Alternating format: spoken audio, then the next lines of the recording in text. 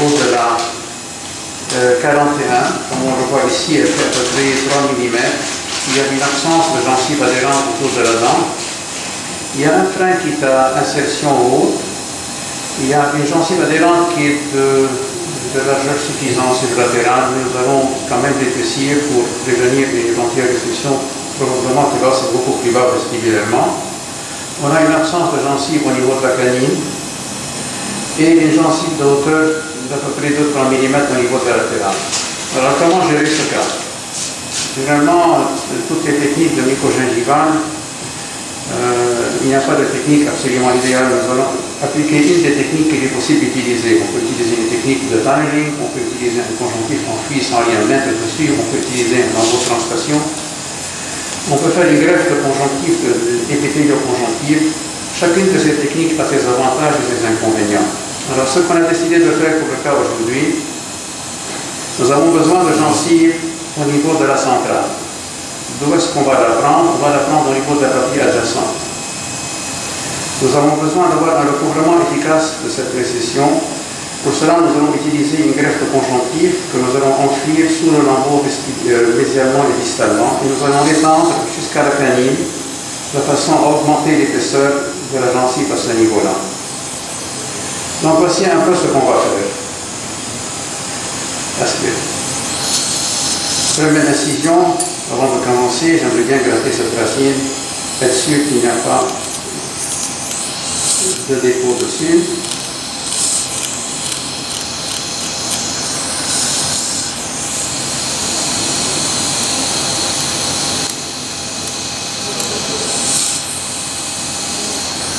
Voilà.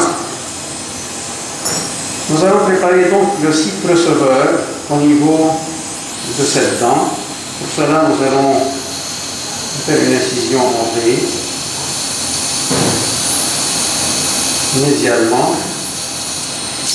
et distalement à cette dent, en enlevant à peu près 1 mm de gencive périphérique, ce qui va aviver la plaie et nous permettre de disséquer secondairement un lambeau latéral. On voit pas? Cette gencive qu'on vient de couper, nous allons l'éliminer.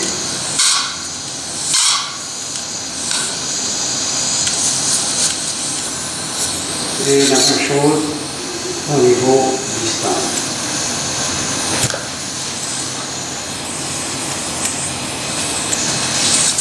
Voici le site maintenant, et vous remarquez une chose, c'est que la récession est infiniment plus importante que ce qu'on voit cliniquement.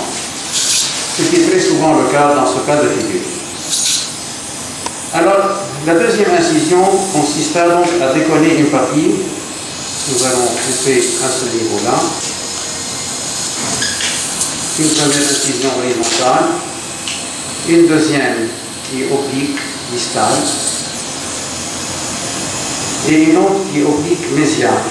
Cette incision va nous permettre de déplacer le lambeau vers la récession.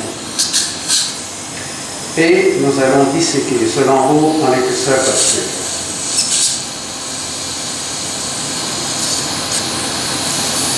Assis, c'est-à-dire. À droite le lambeau.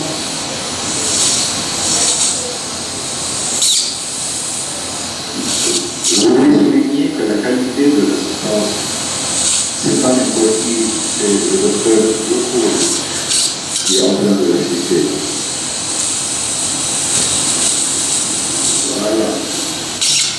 Montre-moi qu'il est bien, il est beau.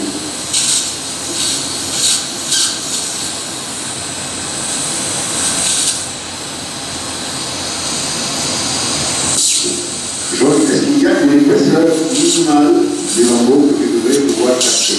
Il nous faut à peu près 1 mm et quelques. C'est-à-dire que déjà les tissus sont très minces à cet endroit-là, donc on a besoin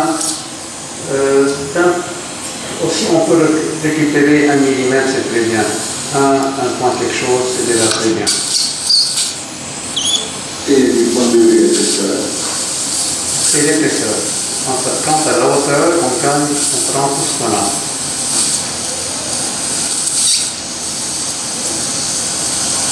Les tissus sont très fins et je suis en train de disséquer, je suis complètement collé à l'os.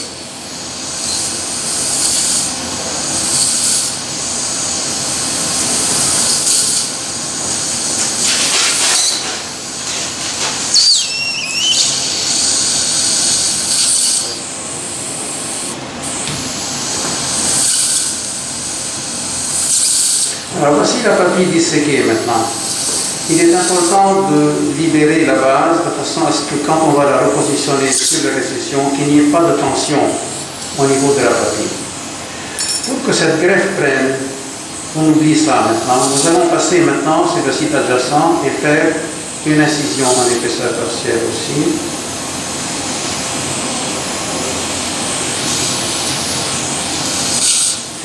Et par là même, disséquer les insertions de ce frein.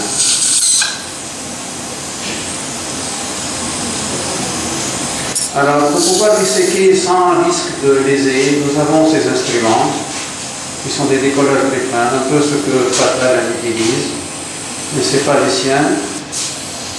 C'est ce que j'ai pu trouver dans un congrès. Probablement, ce n'est même pas pour des besoins de chirurgie microgingivale. Donc nous allons disséquer ce lambeau. Et pourquoi j'ai disséqué ce lambeau, j'ai délibéré? Pour pouvoir insérer la greffe de conjonctive en dessous et épaissir cette zone qui est là. Et nous allons faire la même chose de l'autre côté. Allez, ça va. Vous arrivez à voir là? Oui, ça va. Là, ça va rentrer. Là, on voit bien. On voit bien. Ils n'arrêtent pas à dire là. Donc une fois qu'on a entamé la dissection, qu'on a trouvé le plan de clivage, on peut utiliser à ce moment-là nos listes. Non. Voilà, très bien. Le quatrième. Nous allons réutiliser le même décolleur.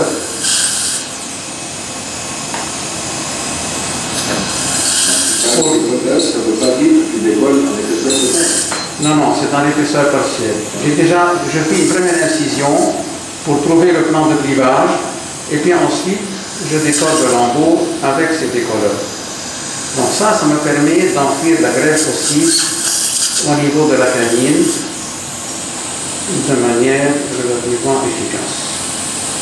Voici.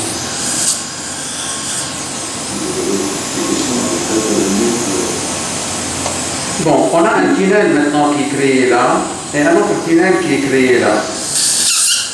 Ok, maintenant les fichiers sont prêts au niveau du site receveur. Nous allons récupérer la gencive au niveau du palais. Maintenant, on a un petit problème dans ce cas-là, c'est que la gencive palatine n'est pas épaisse. On prélève un conjonctif, mais dans le cas particulier, les épaisseurs étant très fines, le conjonctif qu'on aurait pu prélever aurait été de qualité très médiocre. Donc je préfère prélever une greffe complète épithélo-conjonctive. Professeur Tawil, est-ce que vous n'auriez pas pu prélever d'un autre endroit? Alors il y a l'autre côté, oui, il y a l'autre côté qui est encore pire. Donc vraiment je n'avais pas le choix. La région des Non, même pas ici. Et ça, ce n'est pas de largeur suffisante. J'ai besoin d'une greffe qui fait à peu près 3 cm. Donc, je n'ai pas vraiment ce qu'il me faut. Donc, à partir de là, nous allons disséquer dans le palais une greffe qui ferait à peu près 1,2-1,5 mm d'épaisseur.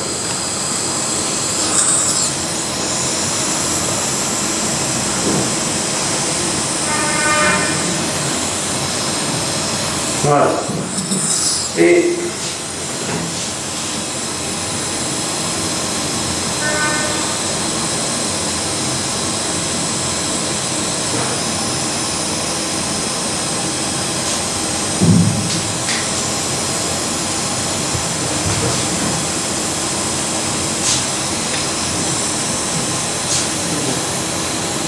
alors l'écueil dans ces cas, c'est de se trouver face à une petite artère palatine qui est emergente et ça peut saigner, mais heureusement, dans notre cas particulier, on n'a pas vu ça. Alors voici la greffe qu'on a prélevée.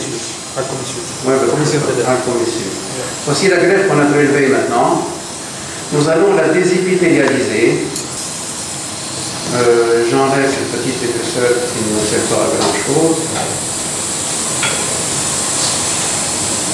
Et puis, je fais des carrés.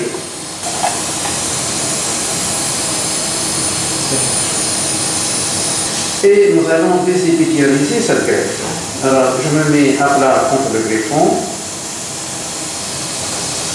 Et je vais enlever l'épithélium en laissant à peu près 1 millimètre et quelques de conjonctive, considérant que l'épithélium fait autour d'un demi-millimètre.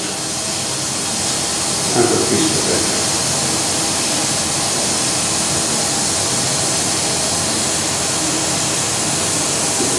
Professeur Tommy, vous ne pouviez pas faire ça avant d'avoir récolté à la graisse qui a monté?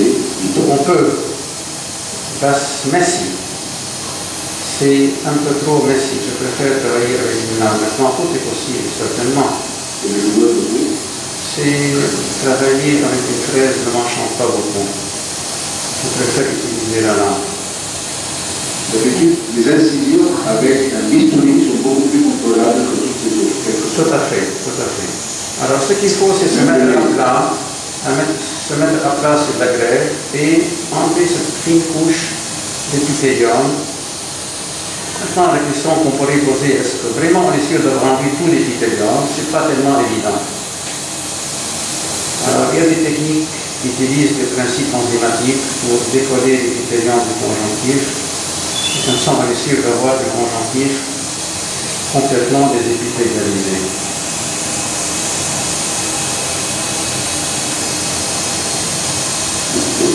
Et quel serait le risque s'il y a un peu d'épithélium? Alors, malheureusement, l'épithélium peut se reformer, effectivement, à ces endroits.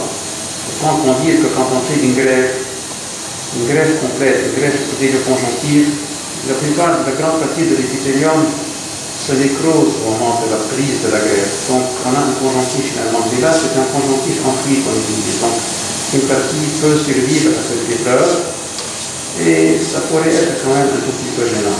Voilà. Bien. Vous n'avez pas oublié aussi la qualité de votre avec toi.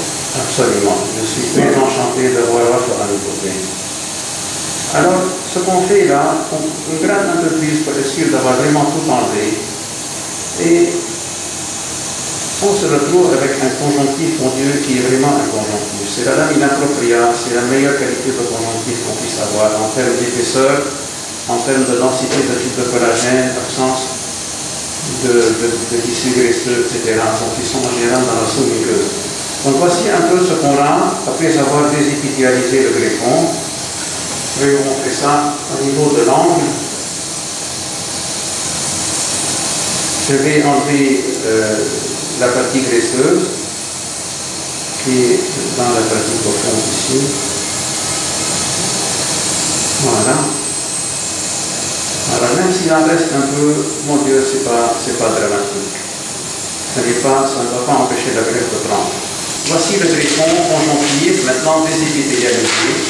Alors voici un peu la situation dans laquelle nous sommes. Ça c'est le conjonctif. Je vais l'insérer sous le lambeau ici. Et là, je vais l'insérer sous le lambeau là. Pour vous dire que c'est une greffe qui est quand même grande, qui fait à peu près un peu moins de 3 cm. Maintenant, il est important de fixer ce greffon là où on veut, c'est-à-dire à une situation où on recouvre la récession ici et on le stabilise de côté. Comment faire? Nous allons utiliser un fil ici 5,0.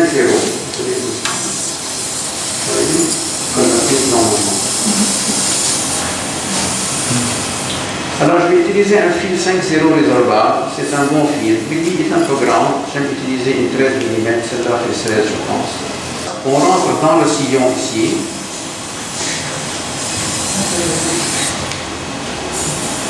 Ok.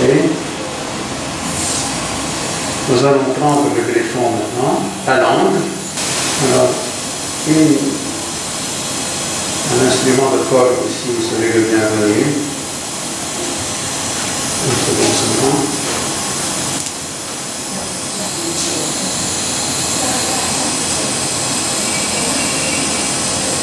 Voilà.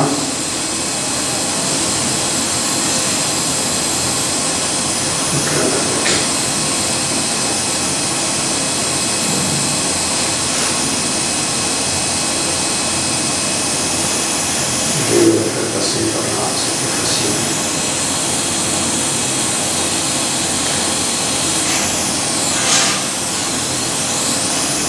C'est quelque chose de et c'est bon, c'est ça.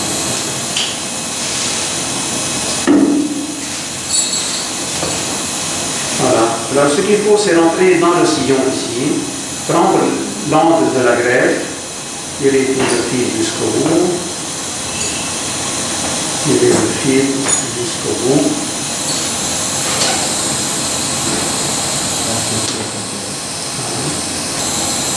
Au niveau du sillon, tu n'as pas piqué. Non, je vais passer dedans et je vais maintenant piquer un peu plus bas dans la gencive adhérente pour pouvoir faire mon point. Et là, nous allons piquer ici.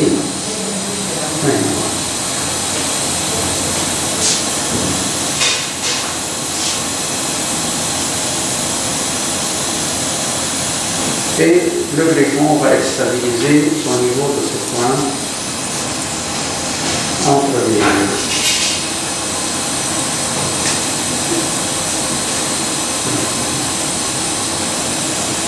Bien. Alors, deuxième point. Et vous préférez que ces points soient faits avec des fils résorbables? Tout à fait. On ne peut utiliser que du résorbable.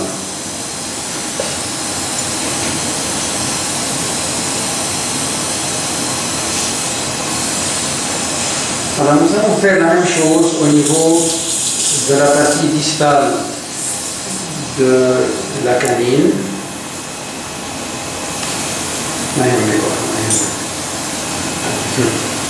On rentre au niveau de cette même partie distale.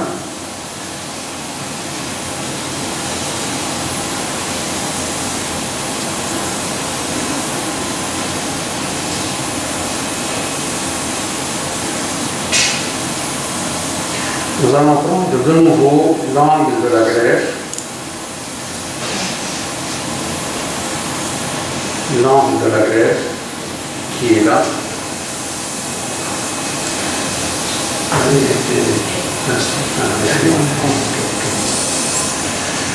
Nous allons prendre l'angle de la greffe qui est là.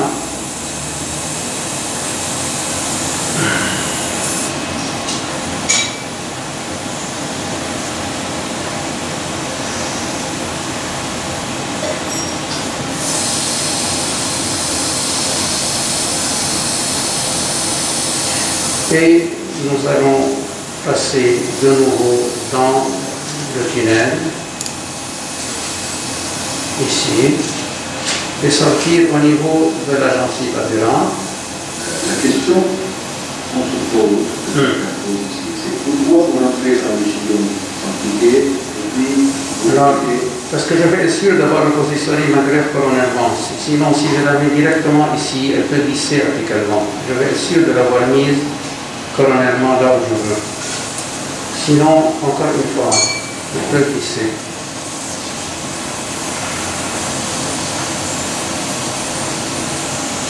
Et nous allons soutirer cette greffe pour un angle numéro 2, qui est l'angle distal en regard de la canine. Est-ce que je suis dans les délais de temps? Alors, vous n'avez pas de temps. Ah, parce que si j'ai dépassé le quart d'heure, c'est que je deviens très lent avec l'âge. Il ne faut pas oublier qu'on vous a jamais vu aussi calme. Ah, merci mon Dieu. Merci mon Dieu. Alors là, nous allons soutirer cette greffe à la petite partie que j'ai laissée ici. Si vous avez remarqué, tous les détails sont importants pour mener à bien cette intervention. C'est ce qui reste de la partie Oui, que j'ai utilisé tout à l'heure. Alors là, je vais la soutirer.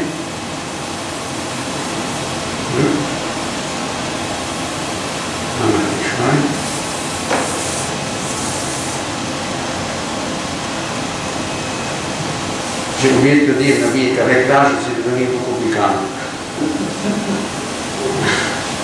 Avec les cheveux blanchissants. Nous allons soutirer cette greffe en place, donc, et être sûr d'avoir recouvert la récession avec. Maintenant, vous allez réaliser que la récession avec les couverts n'est pas encore complètement, donc mettre encore un tout petit point à l'angle mésial, ici.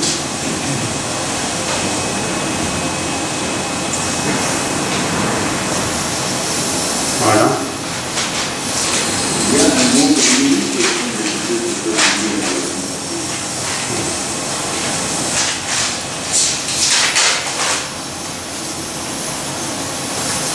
Donc avec ces 4 points, la greffe est bien en place.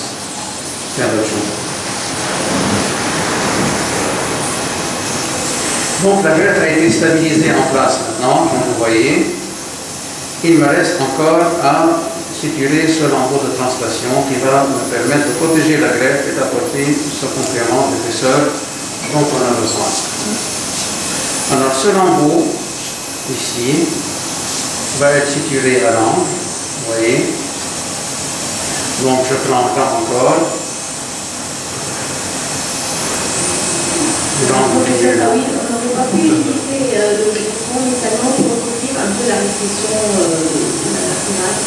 Le latéral, non, il n'y a aucun risque. Vous allez voir ce que je vais faire à la fin, la surprise. Donc je vais situer ce greffon ici. Maintenant, un fil 6-0 est encore plus joli. Une aiguille de 13 mm encore.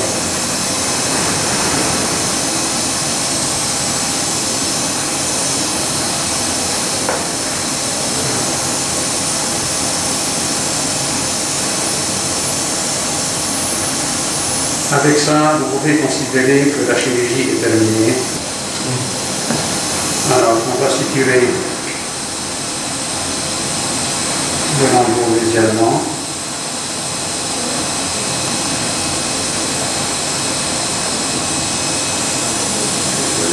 Avec cette suture, vous ne prenez pas le greffon qui est en dessous. Non, le greffon était déjà stabilisé, on n'a pas besoin de le prendre.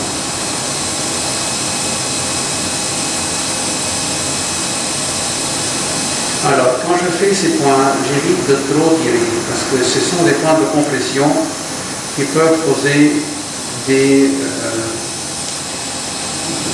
une perte de vascularité of the site.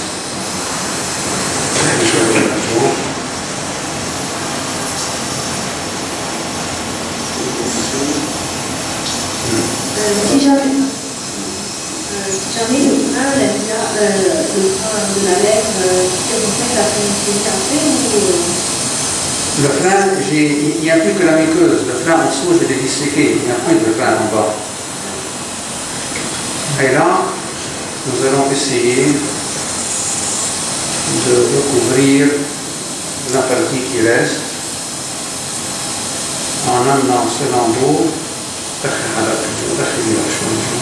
Non, très vite, c'est ça. Ok. Alors nous allons disséquer un tout petit peu dans le 15, ici.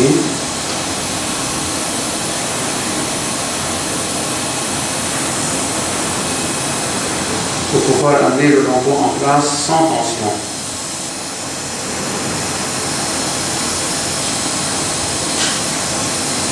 Voilà.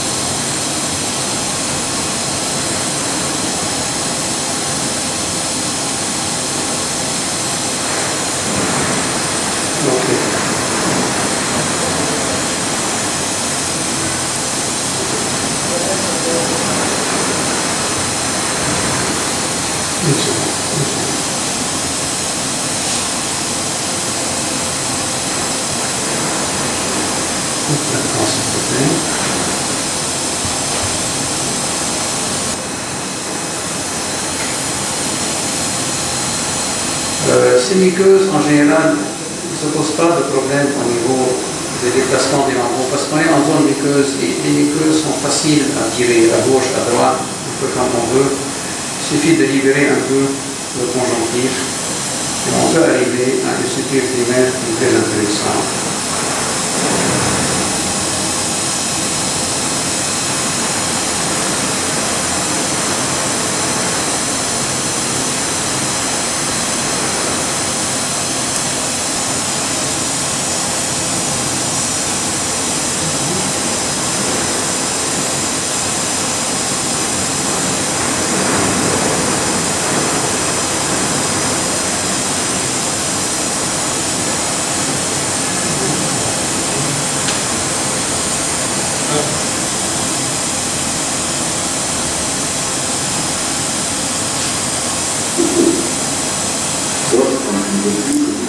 Voilà, donc ce qu'on a fait, on a recouvert donc cette récession avec une greffe de conjonctive recouverte par un embout de translation latérale.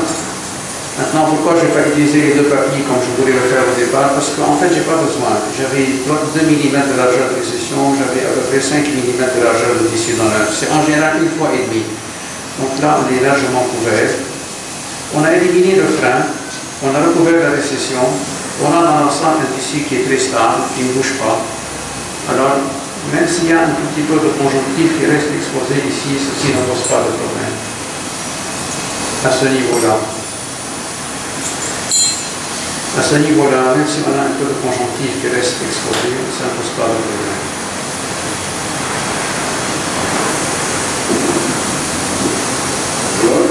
Et quel moment ici est-ce que je mets un pansement? Peut-être qu'il serait préférable de le faire pour ne pas que le patient, par erreur, traumatise cette zone en mangeant quelque chose. Mais je n'ai pas besoin d'utiliser un pansement pour stabiliser la plaie, non? Donc, oui, vous prenez un pansement, vous prenez des opérations rouges, mais non, je ne fais pas un pansement. Je n'ai pas compris.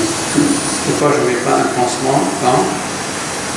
Tu n'as pas besoin de mettre un pansement. Non, pas mettre besoin. un pansement pour que le patient ne touche pas. Voilà, pour protéger éventuellement la plaie d'un traumatisme alimentaire ou de brossage ou par erreur, que la plaie ne soit traumatisée. En fait, on n'a pas besoin vraiment d'utiliser un pansement pour stabiliser la plaie. Elle est très stable comme ça. Dans quelle mesure la pression que vous faites après la fin de l'opération et pendant combien de temps vous préférez que cette pression soit faite pour éliminer ce qu'il y a entre le greffon, la partie externe? La pression que je mets à la fin du travail, Oui. il faut comprimer doucement la plaie pour ne pas qu'il y ait un caillou qui se forme en dessous. L'hématome peut causer des problèmes au niveau de la cicatrisation. Et c'est tout, je n'ai pas besoin de plus que ça. Maintenant, je peux encore éventuellement tracter ce lambeau ici et le situer à ce niveau-là. Mais je pense que je ne vais pas le faire. Parce que les tissus sont très fins, ils risquent de se déchirer. Et le conjonctif est épais et ne court aucun risque au niveau de la nécrose. Il est largement nourri à gauche et à droite. Donc, il vaut mieux ne pas prendre ce genre de risque avec une aiguille qui fait 16 mm et un fil 5,0. Il faut utiliser un fil 6 ou 7,0 ici. Et une aiguille de 13 mm achromatique. Sinon, il vaut mieux rester comme ça. Donc, voici un peu de résultats une fois le travail terminé. Donc, quelles ont été les raisons de faire cette greffe? Il y avait une récession sur la centrale, il y avait un frein à insertion en haut, il y avait un manque de gencive au niveau de la canine. Et on a traité ça par un embout de translation latérale avec une greffe de conjonctif enfouie. Pour le palais, très chouette. Le palais, bon, pour le moment, ne saigne pas du tout. Donc, ce qu'on va faire, on va mettre juste une éponge hémostatique résorbable ou une plaie ou une gouttière. Et je lui ai préparé un Stavac hier. Je vais le lui mettre directement. Donc, ça servira à protéger le palais. La deuxième.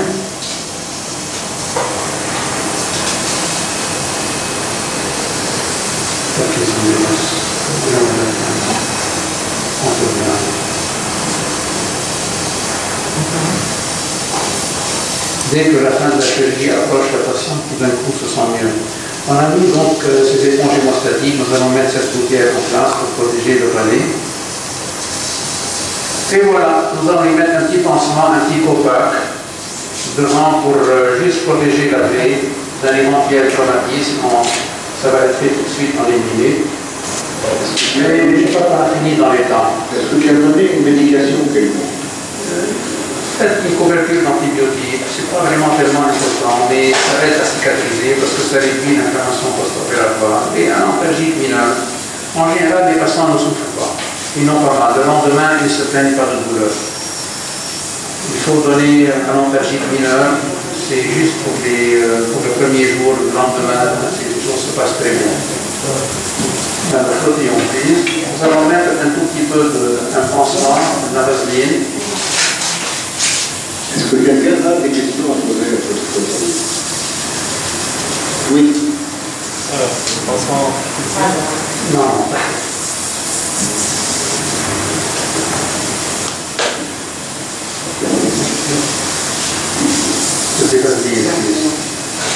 Irritating.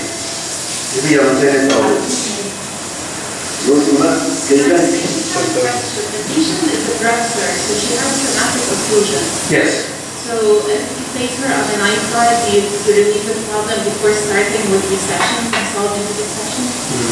Especially the right central is higher than the left central, so obviously there was traumatic occlusion on that side. Yeah. The question is very appropriate, but I want to tell you something. There is absolutely no evidence in the literature that trauma from occlusion is the cause of recession. It may cause some problems in the supporting structure of the tooth. It may cause mobility of the tooth, but there is absolutely no proof that is going to cause any recession. In this particular case, the problem is absolutely a problem, an anatomical problem, and as you have seen from the dissection, when we reflected the tissues, the recession was far more important than what you could see clinically. So, there was mobility on the tooth, but that is... No, the tooth is not mobile. No, the tooth is not mobile. It is essentially an anatomical problem in that case. I don't even believe it is, I don't think it is even a trauma case, traumatic brushing. Strictly anatomical. So, for that reason, we need to increase the thickness of the tissues. And with that, the situation remains stable, as has been shown previously by Professor Khoury, I think. And the situation is stable in time. I have cases dated like this 15, 20 years ago, and they have absolutely not changed in time. The second part of the question, George, was if there were any mobility, would it compromise the graft? If there is a mobility before starting, it is preferable to stabilize the tooth, because this mobility may, to a certain extent, cause a little problem in the healing. The tissues, when they are placed in their position and suture, need to be stable. There should be no mobility of the structures. For the clot to form, for the tissue to adhere, everything needs to be stable. So it may be a good advice, but I have no references in my mind in the literature